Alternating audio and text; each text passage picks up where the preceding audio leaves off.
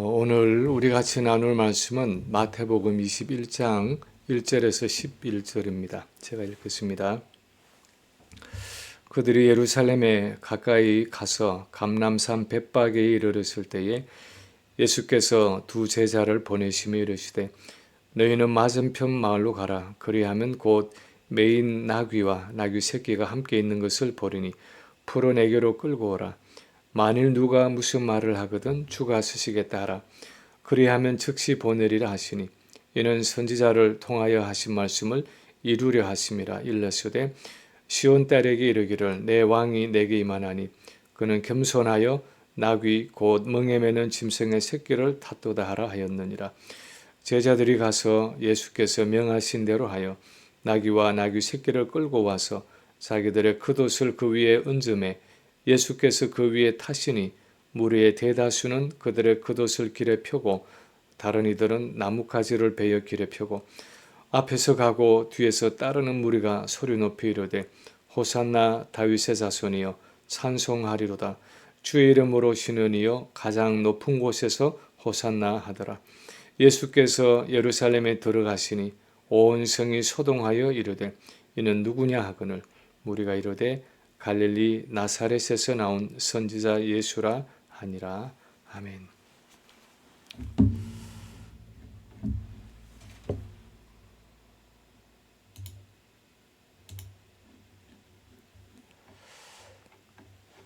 사람들은 대체로 왕을 싫어합니다. 얼마 전까지도 미국에서 No Kings, 이 미국에는 왕이 없다 하는 슬로건을 건 반정부 데모가 전국적으로 일어난 적이 있었는데 그 핵심은 대통령은 권위주의적인 통치를 하지 말라는 것입니다. 사람들은 대체로 왕은 권위주의적이고 자유를 억압하고 백성들의 권리를 빼앗아 간다고 생각합니다. 물론 악한 왕인 경우는 실제로 그랬겠지만 사실 성경은 왕에 대해서 그렇게 부정적인 개념을 가지고 있지 않습니다. 왕은 백성을 보호하고 돌아보고 백성의 필요를 공급해주는 마치 가정에서 아버지나 또는 어머니와 같은 역할을 한다고 생각을 했습니다. 그래서 하나님도 자신을 우주의 왕이라고 부르고 계시고 이스라엘의 왕들도 하나님의 신정국가인 이스라엘을 하나님 대신 다스리는 대리왕이라고 생각했습니다. 왕과 백성이라는 관계는 창조주와 피조물이라는 영적인 관계를 눈에 보이도록 몸에 느껴지도록 설명하는 수단이었고 마치 예수님이 비유를 통해서 영적인 진리를 피부에 와닿도록 생활적으로 설명해 주신 것처럼 이 왕이나 왕권이라는 개념은 창조주이신 하나님과 피조물인 우리의 관계를 설명하는 일종의 비유와 같은 것입니다. 특히 우리가 종려주일이 될 때마다 자주 대하는 오늘 이 본문은 우리 인간을 향한 하나님의 이 왕권에 대한 가르침을 담고 있습니다. 특히 메시아 왕이신 예수님이 이 땅에 오신 신약 시대의 성도들에게 이 하나님의 왕권이 어떤 실제적인 의미가 있는지에 대해서 말씀하고 있습니다. 오늘 이 말씀은 우리 신약 교회의 성도들에게 하나님의 왕권에 대해서 무엇을 가르치고 있습니까? 첫째로 오늘 본문에 말씀하는 것은 예수님은 왕으로 다스리기 위해 이 세상에 오셨다 하는 사실입니다. 예수님의 많은 사역이 있고 하시는 일이 있지만 예수님은 왕으로 다스리기 위해서 이 세상에 오셨다 하는 사실입니다. 오늘 본문은 예수님의 그 3년의 공생애 중에서 마지막 예루살렘 방문을 다루는 본문입니다. 6월절을 맞은 예수님이 제자들과 함께 걸어서 예루살렘에 가까이 오셨을 때에 제자 둘을 보내서 맞은편 마을로 가서 나귀를 끌고 오라고 말씀하십니다.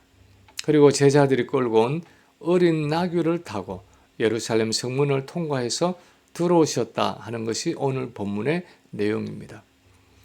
그런데 여기서 우리가 물어야 하는 첫 번째 질문은 왜 예수님이 걸어오시지 않고 굳이 나귀를 타고 예루살렘 성에 들어오셨는가 하는 것입니다.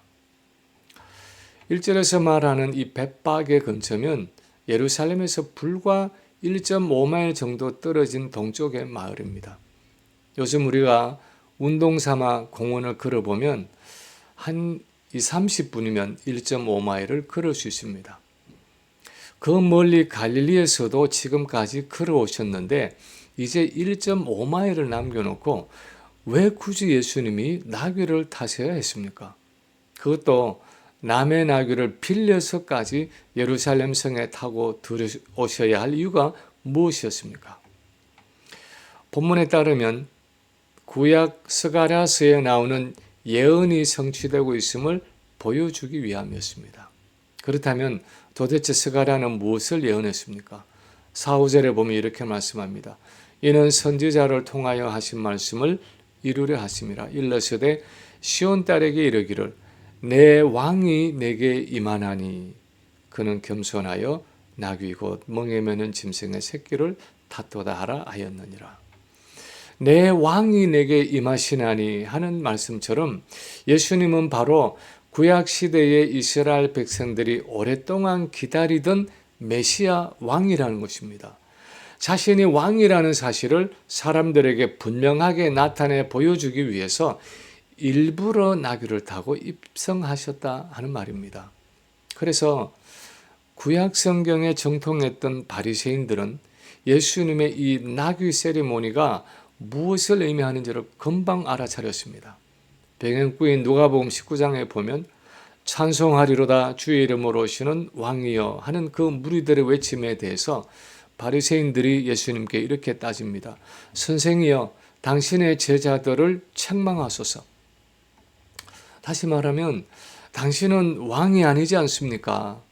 그런데 당신의 제자들과 무리들이 마치 당신이 구약 성경이 예언한 메시아 왕인 것처럼 외치고 있으니 좀 말리세요, 꾸짖으세요, 책망하세요 하는 의미입니다. 그때 예수님이 대답하십니다. 내가 너희에게 말하노니 만일 이 사람들이 침묵하면 돌들이 소리 지르리라. 무슨 말입니까?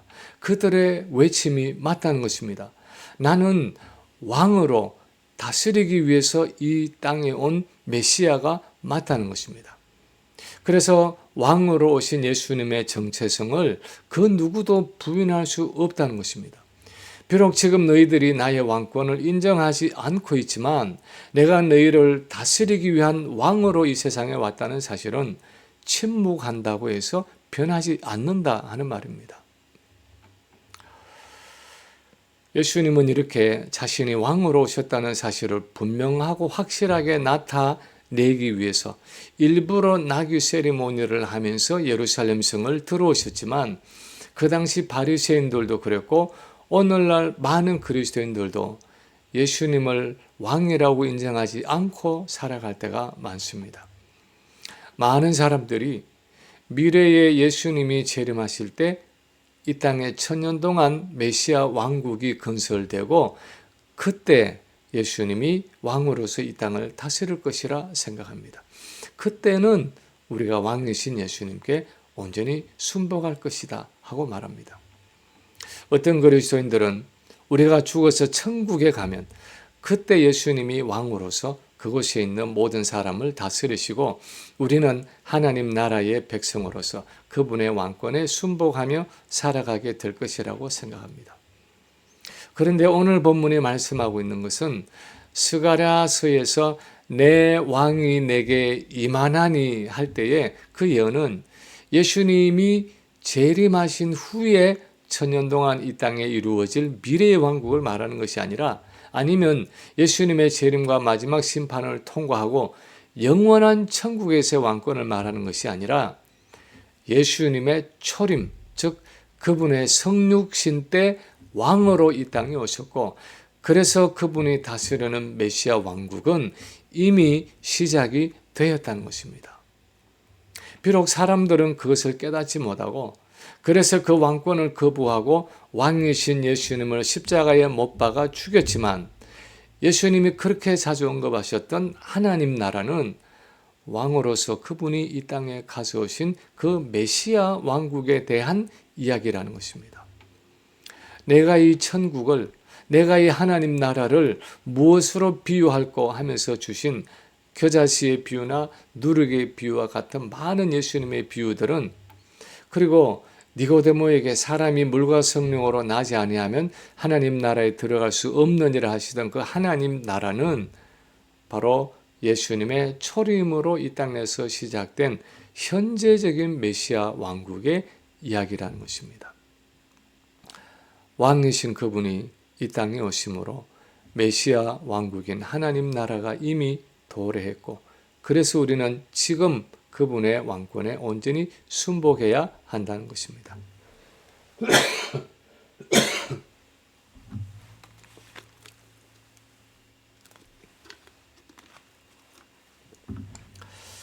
예수님 당시에도 그랬지만 이 본문은 오늘날 우리 많은 그리스도인들에게 도전을 주는 말씀입니다. 왜냐하면 너무나 많은 그리스도인들이 바로 지금 이 시대가 그리스도가 왕으로 통치하고 계시는 시대라는 것을 믿지 않고 살아가기 때문입니다. 현대 영국의 왕실을 보면 왕은 존재하지만 국가를 실제로 다스리지는 않습니다. 이것을 가리켜서 군림하되 통치하지는 않는다라고 표현합니다. 왕은 국가적인 행사나 프레이드 때 화려한 마차를 타고 사람들의 환호를 받지만 실제 국가의 정책을 결정하고 삶을 이끌어가는 실권은 총리와 의회에 있습니다. 왕은 그저 상징적인 존재일 뿐입니다. 그러나 오늘날 많은 그리스도인들이 예수님을 이런 영국의 왕실처럼 생각하며 살아갑니다. 주일 예배라는 행사에서는 만왕의 왕이라고 찬양하며 종려나무 가지를 흔들며 예배하지만 월요일부터 시작되는 실제 삶 속에서는 예수님께 아무런 실권도 드리지 않습니다. 직장, 자녀, 교육, 재정 문제 앞에서는 여전히 사사기 시대처럼 내 소견에 옳은 대로 행하며 살아갑니다. 24시간 예수님을 바라보자고 외치는 한국의 어느 목사님은 예수를 깊이 생각하라 하는 책에서 이렇게 쓰고 있습니다. 오늘날 한국교회의 문제가 무엇입니까? 성도의 수가 줄어드는 것이 문제가 아닙니다. 진정 성령으로 충만한 그리스도인, 예수님을 마음의 왕으로 모시고 살아가는 그리스도인들을 보기가 힘들다는 것입니다. 교리적으로는 완벽한데 삶의 문제가 많은 이유는 예수님을 마음의 왕으로 모시고 살지 않기 때문입니다. 그런데 오늘 본문이 가르치고자 하는 진리는 우리에게 이제는 왕이 오셨다 하는 사실입니다. 먼 훗날이 아니라, 천년 왕국이 시작될 때가 아니라, 죽어서 천국에 가서가 아니라 지금 현재 메시아 왕이신 예수님이 이 땅에 오셨고 그분이 성령으로 우리를 다스리고 계시고 우리는 그분의 왕권에 복종해야 한다는 것입니다. 두 번째, 오늘 본문이 가르치는 진리는 예수님은 영적인 왕으로 우리를 다스리신다 하는 사실입니다. 예수님은 영적인 왕으로 우리를 다스리십니다. 오늘 우리가 이 본문에서 물어보아야 하는 또 한 가지 질문은, 만약 예수님이 왕으로 예루살렘에 입성하신 것이라면 왜 말을 타고 들어오시지 않고 나귀를 타고 들어오셨는가 하는 것입니다. 그 당시 일반적인 관례로는 왕이 왕권을 가지고 수도에 입성할 때는 말을 타고 입성했습니다. 반짝이는 깃털의 흰 말이나 준수한 검은 말을 타고 위풍당당하게 군사들을 이끌고 성문을 들어오는 것이 왕의 행차에 맞는 격식이었습니다. 그런데 예수님은 빌려서라도 말을 타시지 않고 오히려 나귀를 타고 들어오셨습니다. 좀 더 어렵긴 했겠지만 마음먹었더라면 말을 구할 수도 있었을 것입니다. 그런데 왜 예수님은 일부러 말이 아닌 나귀를 타고 예루살렘에 입성하신 것입니까? 왜 그랬을까요? 이 의문에 대한 답을 얻기 위해서 우리는 이 사건이 있고 나서 불과 며칠 후에 예수님이 체포되고 빌라도와 나눈 대화를 살펴볼 필요가 있습니다. 요한복음 18장에 보면 예수님이 유대인들에게 잡혀서 로마 군인들에게 넘겨졌을 때 빌라도가 예수님을 신문합니다.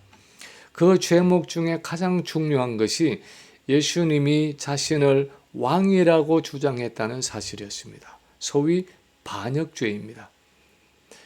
그래서 빌라도가 묻습니다. 네가 유대인의 왕이냐? 그때 예수님이 대답하십니다. 내 나라는 이 세상에 속한 것이 아니니라. 만일 내 나라가 이 세상에 속한 것이었더라면 내 종들이 싸워 나로 유대인들에게 넘겨지지 않게 하였으리라. 내 나라는 여기에 속한 것이 아니니라. 이해를 잘하지 못한 빌라도가 다시 한번 묻습니다. 그러면 네가 왕이 아니냐? 예수님이 다시 대답하십니다. 내 말과 같이 내가 왕이니라. 내가 이를 위하여 태어났으며 이를 위하여 세상에 왔나니 곧 진리에 대하여 증언하려 함이니라. 예수님이 하신 이 말씀의 의미가 무엇입니까? 네가 말하는 것처럼 나는 분명히 왕이지만 내 나라는 이 세상에 속한 것이 아니다 하는 것입니다. 다시 말하면 그분은 물질적이고 가시적인 것을 다스리는 정치적이고 군사적인 왕이 아니라 이 세상을 영적으로 내면적으로 다스리기 위해 오신 메시아 왕이라는 것입니다. 그 당시 대부분의 유대인들이 기다리던 메시아 왕은 물질적이고 사회적이고 정치적인 문제를 해결해 주는 왕이었습니다. 눈에 보이는 왕권으로 다스리는 왕이었습니다. 배고픈 백성에게 먹을 것을 주고 로마의 압제에서 구원해 주고 사회적인 부조리와 부패를 척결해 주는 어떤 정치적인 메시아를 기다렸습니다. 그런데 예수님은 그런 물질적이고 세상적인 의미의 왕이 아니라 오히려 그 모든 문제의 근원이 되는 그들의 가장 본질적이고 영적인 필요, 더 구체적으로는 그들의 죄 문제를 해결하기 위해 이 땅의 왕으로 오셨다는 것입니다. 죄와 사단이 다스리고 있는 우리의 인격과 삶을 죄의 지배에서 구원해서 하나님의 통치를 회복하기 위해서 오신 왕이었습니다. 그분은 자기 백성들의 마음을 돌이켜서 하나님께 순종하는 백성으로 만들기 위해 오신 왕이었습니다. 벌써 4년이 넘도록 끝나지 않고 있는 러시아와 우크라이나의 전쟁의 핵심은 좀 더 넓은 땅을 가지기 위한 것입니다. 10여 년 전에 크림 반도를 빼앗아서 러시아에 합병하고 나서 이번에도 우크라이나 동부 여러 지역을 러시아의 영토로 편입하려는 욕심이 이 전쟁의 시작이었습니다. 그게 뜻대로 되지 않고 이렇게 길어지게 된 것입니다. 이 세상의 나라는 어떤 보이는 영토 위에 세워지는 나라입니다. 그래서 그렇게 많은 목숨을 희생해 가면서 그 영토를 빼앗으려 하고 또는 그 영토를 지키려고 하는 것입니다. 그런데 예수님이 왕으로 다스리시는 이 나라는 그 영토가 바로 우리의 심령입니다. 우리의 인격과 삶을 영토로 다스리기 위해, 그분의 영토로 다스리기 위해서 예수님이 왕으로 이 땅에 오셨고 그분의 성령을 보내셔서 지금도 우리 심령과 삶을 다스리고 통치하시는 것입니다. 그래서 우리는 그 무엇보다도 우리의 마음을, 우리의 인격과 삶을 왕이신 그리스도 앞에 내어드려야 하는 것입니다. 그렇지 않고는 우리가 예수님을 왕이라고 또는 주님이라고 부를 수 없는 것입니다. 지난 2주간 걸쳐서 수요일 로마서 13장을 공부하면서 그리스도인과 국가의 관계에 대한 여러 말씀을 나누었는데 우리는 어쩌면 아니 교회 열심히 나가고 기도 열심히 하면 되지 무슨 정부와 국가의 일까지 우리가 신경 써야 하나 하고 생각하려는지 모르지만 예수님은 그만큼 우리 삶의 전 영역에 심지어는 우리의 사회생활과 국가와의 관계에 이르기까지 우리의 왕이 되시고 우리의 주가 되기를 원하신다는 것입니다. 세 번째 오늘 본문이 또한 말씀하는 것은 예수님은 온유하고 겸손한 왕으로 우리를 다스리신다 하는 사실입니다. 온유하고 겸손한 왕이신 예수 그리스도를 나타내고 있습니다. 오늘 본문에서 우리가 마지막으로 물어봐야 하는 질문은 왜 예수님은 나귀를 타셨는데 그렇게 어린 나귀, 아직 아무도 타보지 않은 나귀 새끼를 타셨는가 하는 것입니다. 오늘 본문 2절에 보면은 그 새끼 나귀와 함께 어미 나귀가 같이 있었습니다. 그런데 예수님은 차라리 그 경험 있고 힘센 어미 나귀를 타시지 않고 아직 사람이 한 번도 타보지 않은 약하고 어린 새끼 나귀를 타신 것입니다. 왜 그랬을까요? 여기에 대한 답이 스가랴서의 예언을 인용한 5절에 나타났습니다. 시온 딸에게 이르기를 내 왕이 내게 임하나니 그는 겸손하여 나귀 곧 멍에 매는 짐승의 새끼를 타도다 하라 하였느니라. 예수님이 이 나귀를 타신 이유, 그 중에서도 나귀의 작은 것 곧 어린 나귀를 타신 것은 그분이 겸손한 왕으로 이 땅에 오셨다는 것을 보여주기 위해서라는 것입니다. 대체로 왕이라는 타이틀과 겸손이라는 단어는 뭔가 좀 어울리지 않는 느낌이 있습니다. 교만한 왕이라든가 겸손한 신하라는 표현은 좀 어울리는 것 같은데 겸손한 왕이라는 표현은 뭔가 좀 짝이 안 맞는 듯한 느낌이 듭니다. 그런데 예수님은 이 땅에 왕으로 오셔서 다스리시는데 온유하고 겸손한 왕으로 자기 백성을 다스리신다는 것입니다. 오실 메시아의 이런 성품에 대해서 구약 성경에서 미리 예언한 구절들이 있습니다. 예를 들어서 이사야서 42장에 보면 그는 외치지 아니하며 목소리를 높이지 아니하며 그 소리를 거리에 들리게 하지 아니하며 상한 갈대를 꺾지 아니하며 꺼져가는 등불을 끄지 아니하고 진실로 정의를 시행할 것이며 하면서 장차 오실 메시아의 성품에 대해서 예언하고 있습니다. 외치지 아니하며 목소리를 높이지 아니하며 그 소리를 길거리에 들리게 하지 아니한다는 것은 그는 소리를 지르면서 우리의 연약함과 죄악됨을 꾸짖고 책망하며 다스리는 분이 아니라는 것입니다. 상한 갈대를 꺾지 아니하시고 꺼져가는 등불을 끄지 않으신다는 이 표현은 상한 갈대처럼 부러지고 찢겨서 이제 더 이상 소망이 없는 죄인도 다시 회복하시고 다시 기회를 주시는 긍휼과 자비의 왕이라는 의미입니다. 아마도 신약에서 이런 예수님의 성품에 대해서 가장 잘 표현하고 있는 구절이 있다면 마태복음 11장 마지막에 있는 말씀일 것입니다. 수고하고 무거운 짐진 자들아 다 내게로 오라.